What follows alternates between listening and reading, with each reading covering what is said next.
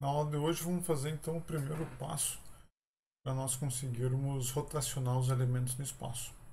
Essa rotação dos elementos, a motivação dela é bem óbvia para a gente. A gente, por exemplo, conseguir passar a modelar vórticos planos.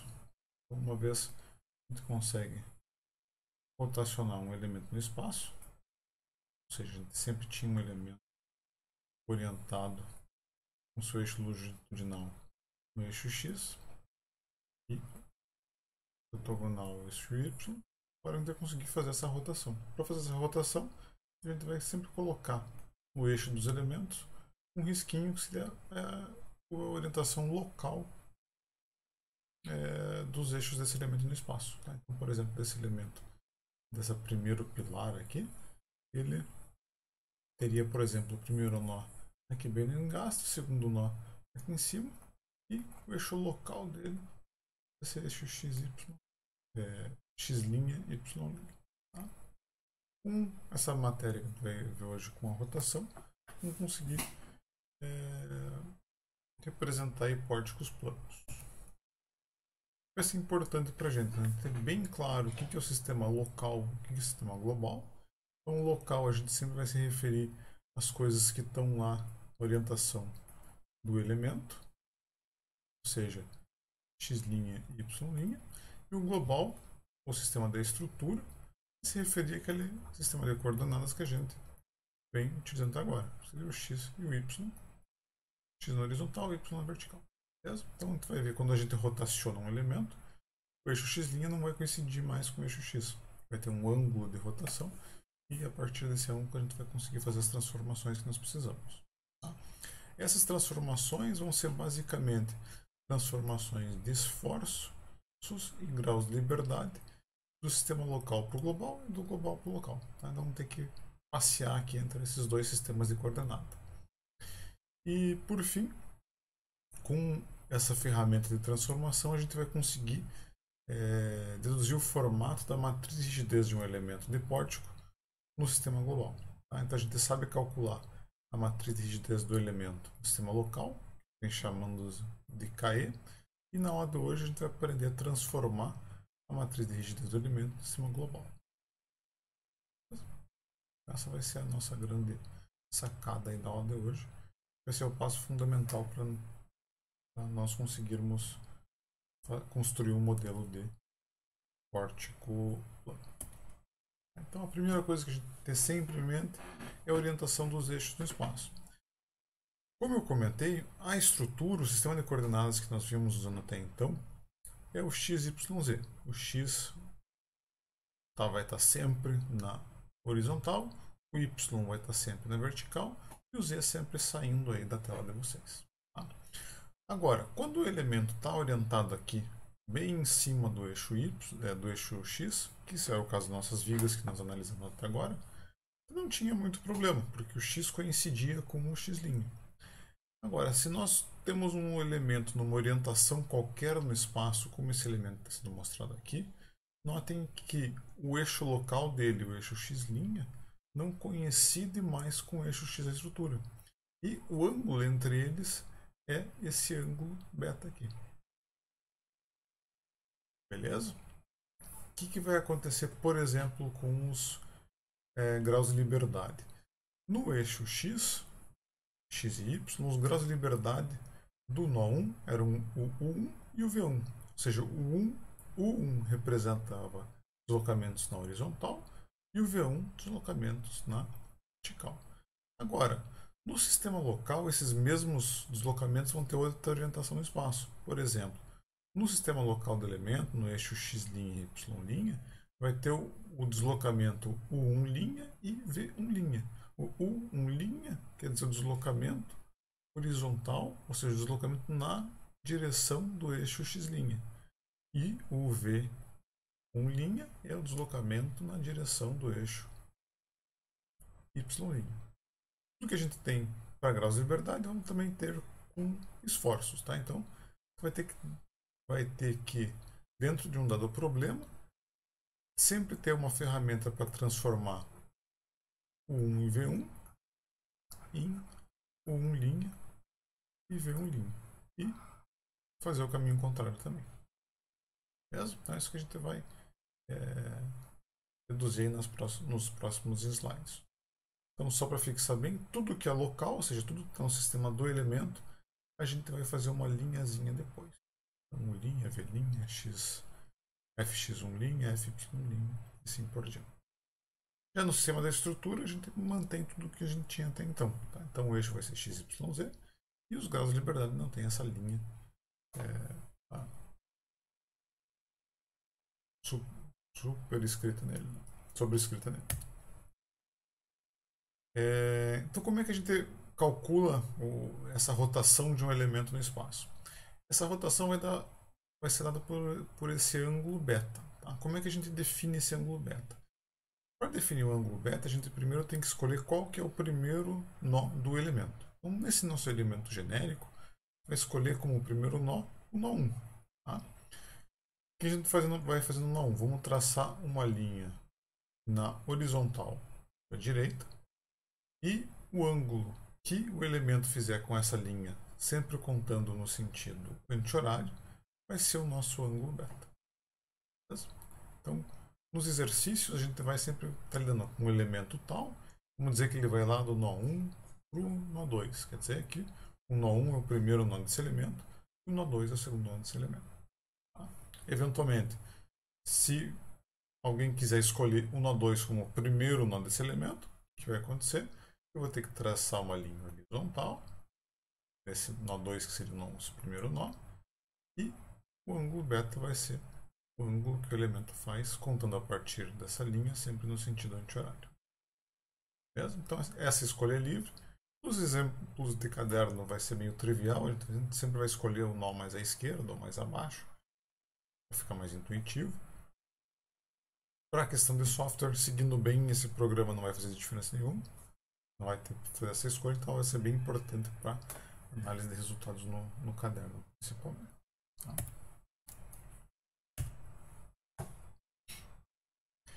Então agora vamos ter que responder essa pergunta aqui. Como que a gente relaciona os graus de liberdade no sistema do elemento com o sistema da estrutura? Em outras palavras, como é que a gente tem um caminho de transformação entre o 1' V1' para o 1 e V1, ou o 2' V2' para o 2 V2. Tá? Isso que a gente vai ter que bolar a partir de agora. Se nós pegarmos um deslocamento qualquer, vamos pegar aqui, por exemplo, o U2 espaço, notem que o U2 aqui, se a gente precisasse escrever esse deslocamento, vamos dizer que ele está representado fielmente por essa seta aqui. Você teria que decompor ele nos eixos, assim, se estivesse no eixo x e y, ele tem coordenado 2 no eixo x e 0 no eixo y. Agora, se você quiser escrever esse U2 no sistema de coordenadas x', y', a gente vai ter que decompor esse deslocamento nesses dois eixos. Beleza? Então, a componente desse cara entre esses dois eixos teria que decompor num triângulozinho retângulo aqui. Essa componentezinha seria o quê? A componente y' do deslocamento 2. Esse carinha aqui seria a componente x' do deslocamento 2. A mesma coisa para o V2. Ele vai ser decomposto numa parte em O2' e outra parte em V2'. Tá? Então, fazendo essa trigonometria aqui, a gente chega nessas duas relações, onde nós conseguimos escrever os deslocamentos no sistema global, ou seja, o U2 e o V2, como função dos deslocamentos no sistema local, U2' e V2'. Tá? E com a ajuda, logicamente, desses dois cossenos. Tá? O que vão ser esses dois cossenos? Esse primeiro cara seria o cosseno entre o eixo x e x'. Então, basicamente, aqui seria o cosseno de beta. E cosseno entre os eixos x e y'. Então, seria o quê? Beta mais 90 graus, ou seja, beta mais π sobre 2. De forma análoga, eu consigo criar uma relação aqui entre os deslocamentos no sistema local e global para nosso V2. Então, dadas essas relações, a gente vai chegar nessas duas equaçõezinhas aqui. Então, com elas, notem, se a gente tiver o beta em mãos, ou seja, se a gente tiver estrutura no espaço, não que a gente sempre tem, nós conseguimos facilmente calcular esses sinos e esses cossenos e, da mesma forma, transformar aí os deslocamentos, as componentes de deslocamento no sistema local em componentes de deslocamento no sistema global. Beleza?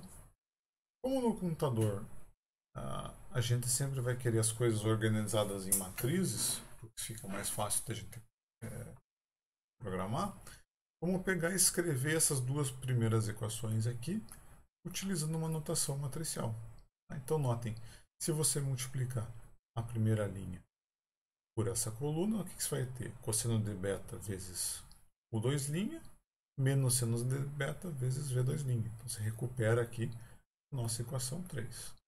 Se multiplicar a segunda linha por essa coluna, você vai recuperar a equação 4. E aqui o que a gente fez? A gente incluiu um componente de rotação. Notem que a rotação, se você multiplicar essa linha por essa coluna, θz2, ou seja, a rotação no sistema global, é sempre igual à rotação no sistema local. Tá? Isso ocorre por quê? Porque a gente está no plano. Então, por mais que eu rotacione aqui meu elemento, um ângulo em torno do eixo Z vai ser sempre o mesmo, uma vez que não está havendo nenhuma rotação fora desse plano XY. Então, é uma simplificação.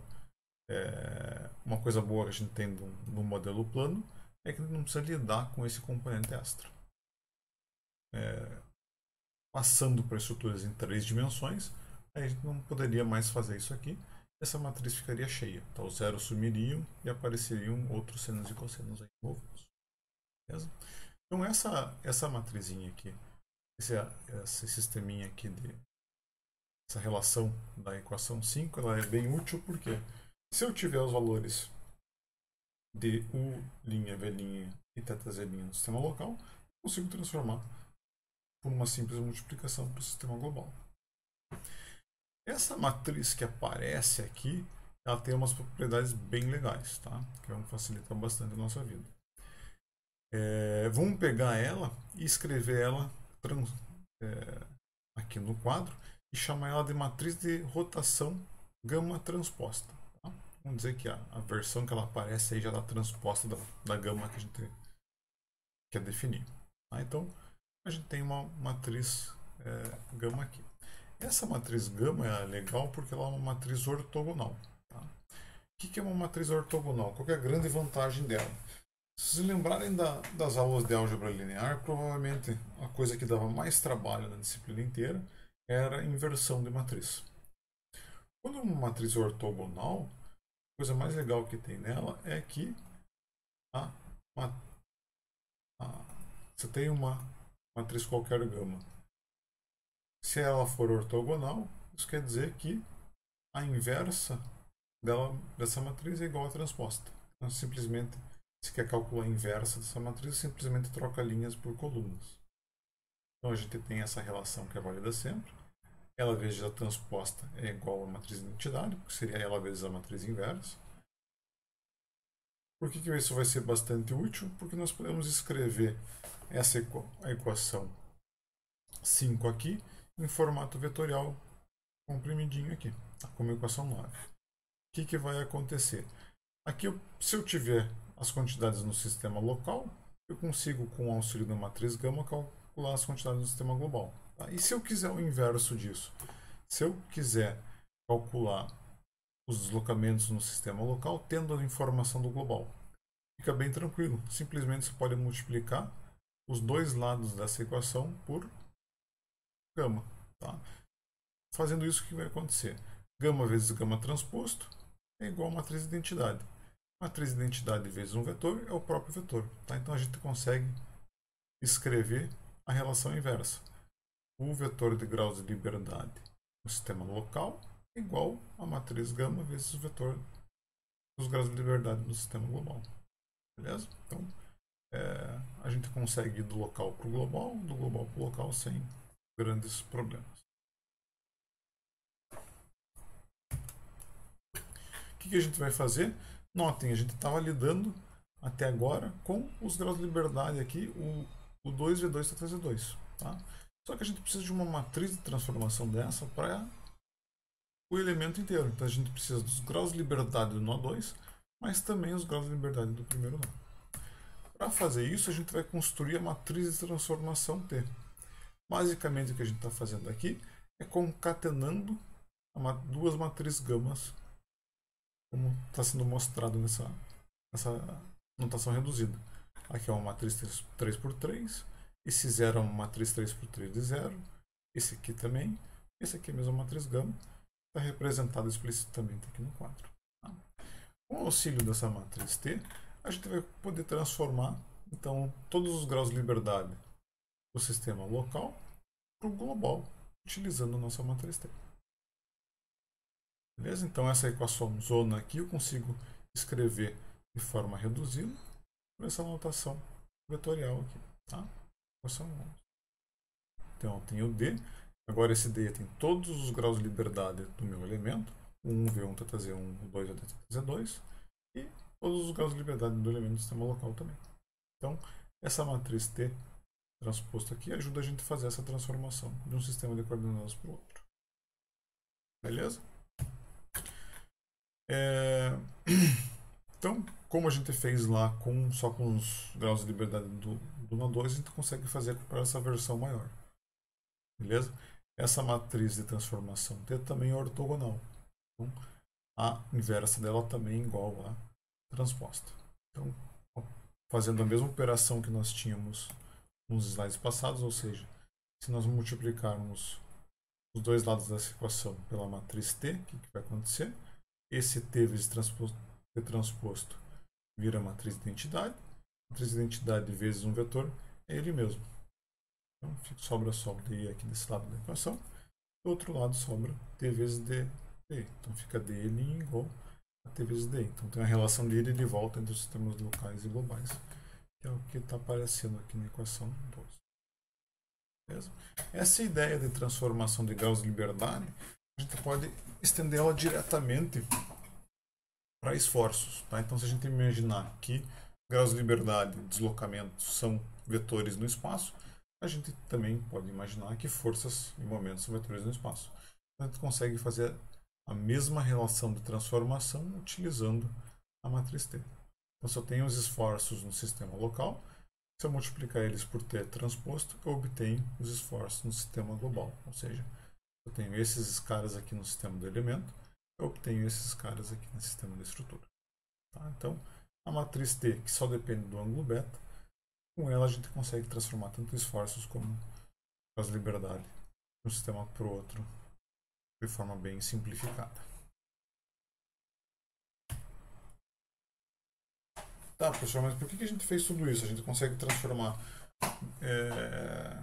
esforços ou graus de liberdade de um sistema para o outro, mas por que isso é útil? Tá? É aqui que a gente vai chegar. Lembra que para a gente construir a matriz de rigidez da estrutura, a gente precisa somar a contribuição de rigidez de cada elemento. Agora que os elementos estão rotacionados no espaço, quando eu rotaciono o elemento, a matriz de rigidez também rotaciona, porque aquela significado de rigidez vai ser diferente quando a gente está movimentando um elemento no espaço. Então, o que a gente vai fazer é utilizar essas relações que nós vimos até agora para calcular a da matriz KG, que seria a matriz de rigidez do elemento no sistema global. E é esse cara que a gente vai utilizar para colocar lá no ocasião da estrutura. Então, para cada elemento, eu preciso ter o KG dele, ou seja, as rigidezes dele no sistema global, para eu conseguir juntar todo mundo no mesmo balaio, que seria o ocasião que está lá no sistema da estrutura. Então, para deduzir esse KG, vamos partir da relação entre graus de liberdade e esforços no elemento. Então, notem que todo mundo tem linha aqui. O que a gente vai fazer? Vamos transformar esse DE' em DE. Vamos transformar esse FE' em FE. Em outras palavras, vamos passar esse cara aqui do sistema local para o global e esse cara aqui também. Então, vamos fazer o quê? Vamos substituir DE' por T vezes DE e substituir FE' por E vezes FE, que é o que nós encontramos nessa equação. Beleza? Então, qual que é o macete aqui? Lembre que a gente quer a relação das coisas no sistema global. Aqui a gente tinha no local, quero passar todos esses caras para o global. Nessa equação já aparece aqui o FE, que seria esforços no global, e aparece o DE, que é graus de liberdade no global. Então, o macetinho aqui é multiplicar os dois lados dessa equação por T transposto. Fazendo isso, o que acontece? Desse lado aqui vai ficar T transposto vezes T, que é a matriz de identidade, ou seja, é o próprio FE. Desse outro lado eu vou ter o quê? T transposto vezes o KE', que a gente sabe calcular, vezes o T, vezes o DE. Então a gente chega nessa relação aqui da equação 14. Então notem, nessa equação 14 eu tenho desse lado somente os esforços no sistema global e desse lado eu tenho somente os graus de liberdade no sistema global. O que sobrou aqui no meio, esse T transposto vezes KE' vezes T, é o que a gente vai chamar de matriz de rigidez do elemento no sistema global ou no sistema da estrutura. Então, esse cara aqui, notem que ele está relacionando graus de liberdade com esforços no sistema da estrutura, ou seja, é esse cara que a gente consegue colocar na matriz casão da estrutura lá para resolver o exercício. Então, para cada elemento que esteja rotacionado no espaço nos nossos exercícios, a gente vai ter que calcular a matriz de rigidez dele no sistema local, que é aquela mesma que nós vimos calculando até agora, e executar essa multiplicação para ter a expressão dela no sistema global. Essa matriz no sistema global é o que a gente vai colocar lá dentro do casão da estrutura.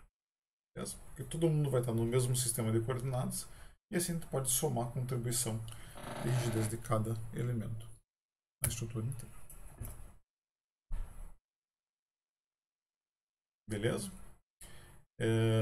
Então, isso aqui vai ser um passo novo que vai aparecer na solução dos exercícios. Então, lá no primeiro passo, antigamente, nós calculávamos a matriz de rigidez do elemento no sistema local e, como estava todo mundo no eixo X, já partia para frente. Aqui a gente vai primeiro ter que calcular esse cara, calcular as matrizes T e executar a multiplicação para nós termos o KG. E é esse KG de cada elemento nós vamos colocar lá no casão da estrutura. Outra coisa que vai acontecer é que se um elemento rotacionado tiver um carregamento equivalente, ou seja, um carregamento entre os nós aplicado nele, ele vai ter um vetorzinho FQ no sistema local, que é aquele mesmo FQ que a gente já aprendeu a calcular lá. Só que como o elemento está rotacionado, a gente também vai ter que transformar esse cara para o sistema global. Tá? Então, utilizando a matriz T transposto, que é a relação que nós nos vimos alguns slides atrás, a gente consegue calcular o Fzinho aqui de cada elemento. E é esse cara aqui, esse Fzinho aqui de cada elemento, que vocês vão colocar depois no Fzão aqui da estrutura. Beleza? Então, são as duas novidades aí do começo da solução de qualquer exercício. Que está destacado aqui bem em vermelho. Tá? Então, nós tínhamos até a aula passada, seria essa primeira linha que está escrita em preto. E agora, depois de calcular a matriz de rigidez de cada elemento no sistema local e seu vetor de esforços equivalentes, nós temos que transformar os dois para o sistema global. Beleza? Então, esse carinha aqui, esse carinha aqui vai vir aqui. Kzinho G vai para o casão, Fzinho aqui vai para o Fzão aqui. Depois, os próximos passos de solução vão permanecer os mesmos. Vou montar a matriz de desestrutura, ou seja, vamos pegar todos esses caras de todos os elementos e trazer para cá. Montar o Fzão, o vetor de forças nodais da estrutura, como a gente já vinha fazendo. Vamos montar o Fzão aqui, que vai ter agora, todos esses caras vão sair daqui para cá. As condições de apoio, resolver o sistema, calcular reações. E uma última multiplicação importante vem só no último passo, que é o que? Calcular aqui o esforço no sistema local de cada elemento. Notem, quando você chegar nesse passo, Fzinho aqui você já vai ter no teu caderno, Kzinho linha e você já vai ter no teu caderno. Esse DE linha é o que? O vetor de graus de liberdade do elemento no sistema local. Quando a gente tira os graus de liberdade do vetor D da estrutura, eles vão estar no sistema global, tá? Que vão ser esses caras aqui para cada elemento. Então, antes da gente aplicar essa equação, só tem que lembrar de transformar esses caras que vão vir do sistema local para o sistema local. Simplesmente multiplicando por t. Tá? Então, isso é importante não esquecer desse passinho para a gente calcular corretamente os esforços no sistema local do caminhão. Então, na próxima aula que a gente vai fazer, deixa para a próxima aula, para essa aula é meio densa, vocês filtrarem aqui o que está acontecendo, e na próxima aula a gente resolve um exercício para ficar mais tranquilo. Então, a gente vai resolver esse exercício aqui, e ele consegue ter praticamente tudo que a gente viu na matéria. Tá? Então, o que a gente vai ter? Ele vai ter esse primeiro pilar, ele vai ser obviamente, um elemento que está rotacionado no espaço. Você vai ter que escolher lá se o primeiro nó dele é o nó 1 ou o nó 2.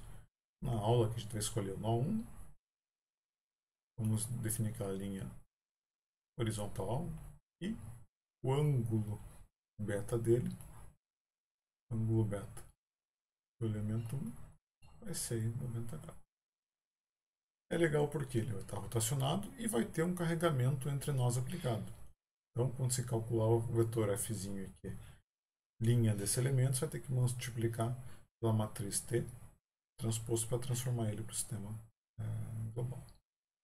Beleza? Ele vai ter nesse nó 2 aqui um momento concentrado aplicado. Então, esse cara aqui, não pode esquecer de colocar ele no vetor Fzão da estrutura. E por fim, esse elemento, essa viga, não está rotacionado, ou seja, as quantidades no sistema local e global são iguais, permanecem o procedimento que até vocês tinham visto na aula passada. Beleza? Então, a gente envolve tudo que a gente viu até agora na matéria.